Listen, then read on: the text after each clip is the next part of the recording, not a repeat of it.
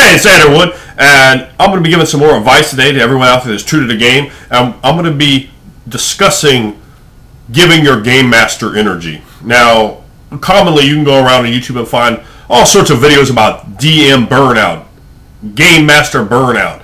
And this happens all too often. One of the large reasons it happens is because the players force everything onto the game master. Do not do this.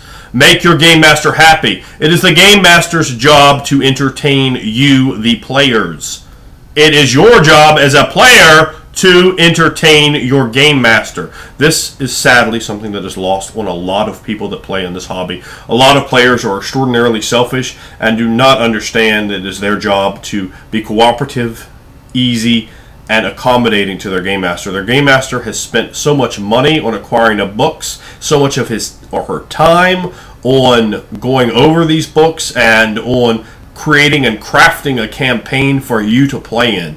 And players time and time again thumb their nose at that, particularly those that never bother trying to run a game. They see the amount of work and effort and energy that that person puts into on your behalf to entertain you on Friday night or Saturday night or whenever you're playing.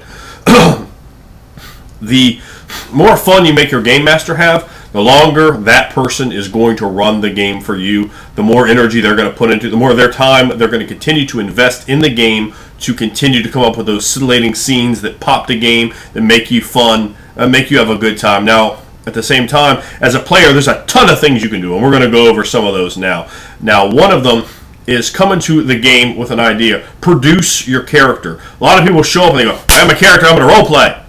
No. Produce your character. When I come to a game, I want to get over certain things. Just like, think about you're watching like a show, a good show, one of the HBO or Showtime shows. I'm a big fan of those. And you want to get over a certain aspect that night. Make sure you get that 1, 2, 3, or 4 things over that you want to get over in that time that you're playing. Maybe you want to show your character is clumsy or misogynistic, or really nice, or just a downright bastard, or tease that there's a secret there, and build up over games with your character. The same way the game master is building things up.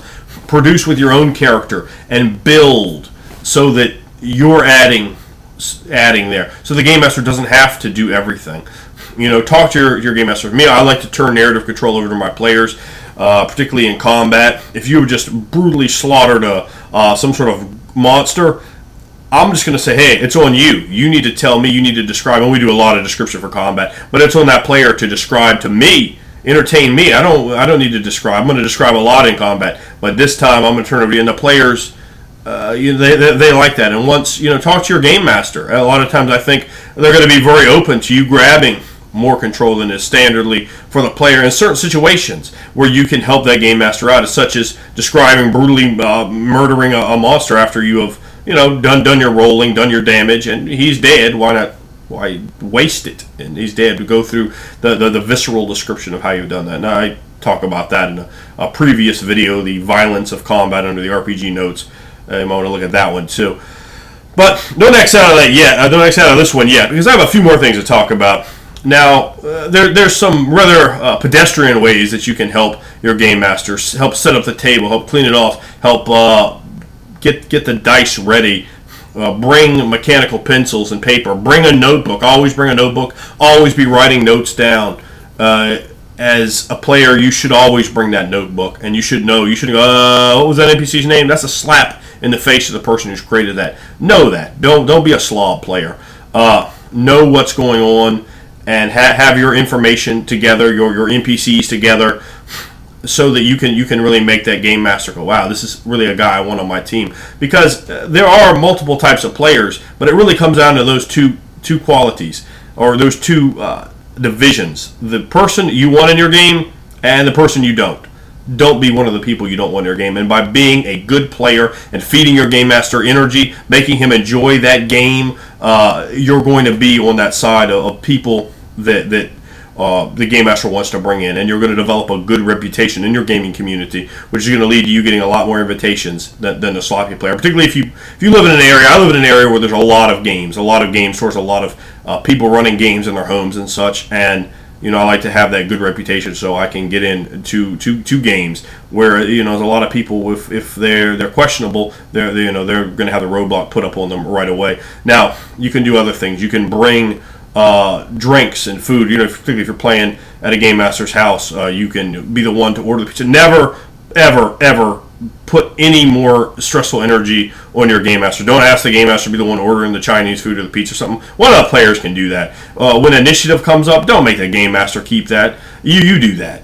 And maybe the game master will bonus you back a little experience. I'm going to talk about experience a little bit later. But basically with that, you want to, as a game master, give experience out, not for killing monsters, but for players playing in a way that is enjoyable and rewarding for you, for them playing in a way that you appreciate and you encourage them that way. But we're going to talk about right now what the players can actually do for the game master. And you can do a lot of things when you're making your character. Make sure you don't make a douchebag character. You don't want to be the guy that's playing something the game master absolutely hates. Maybe with your best intentions, that is still going to happen every once in a while. You weren't on the same page. Talk to the game master though beforehand. Hey, how about this concept? I'll usually pitch a game master several concepts when I'm there. Some game masters, hey, whatever you want. They aren't gonna want to do that. Some game masters are very rigid. You almost want to make your character for you. But with me, I can find a lot of fun in a lot of different types of characters. So I want to see, if you're playing D&D, is this class going to be better? Is this class going to be better? Am I going to be stepping on people's toes with this gimmick? And with this gimmick, am I going to be more useful? And then I'll pitch them all sorts of little sub ideas once they've sort of come into an initial concept that they like, and try to really refine it and put it down into a way that it's going to have a lot of richness and detail. If your game master wants backgrounds, work with the game master on that. Find out what the game master wants, what he likes in players, and don't just take an initial, no, you do whatever you want. Probe deeper than that, because a lot of times the game master just hasn't played with good players before. They played with bad, selfish players, and they don't realize the fact that players can do a lot to make the game fun for them. And there's a lot of ways that you can do that for your game master. You want to make sure that your game master is having fun. Talk to your game master afterwards. Thank him or her for the game afterwards. Unless it's just absolutely abysmal and this person shouldn't be running again. Shake their hand, pat them on the back, give them a hug, whatever your style is. Implement that style and say, hey, good job, I appreciate it, thank you for your time in this game. We're going to play next week. Get your details, show interest, show enthusiasm, and not just say thank you, but point something out. Oh, I really like how you did that one NPC, or that voice you used over here was really cool, or I like the dynamic change on this NPC, or this one description was very vivid, or the way you adjudicated that rule was very clever. Throw something in there. Throw them a bone. It's going to make the game master feel a lot better about the situation. They're going to go home. The last impression they're going to have of the game is going to be a good one. If there's a problem player, don't leave it on the game master. If there's someone sitting there in a game I'm in, you're not going to like me if you're sitting there playing Brick Breaker on your phone, texting all night, playing a video game with your laptop turned away, as I will say something to you right there, right then, because that's disrespectful. When you're playing solitaire on the computer, you're distracting the game master. Do not distract your game master. If you need to have a side conversation with someone, you go in another room and do that. That trashes it for the table.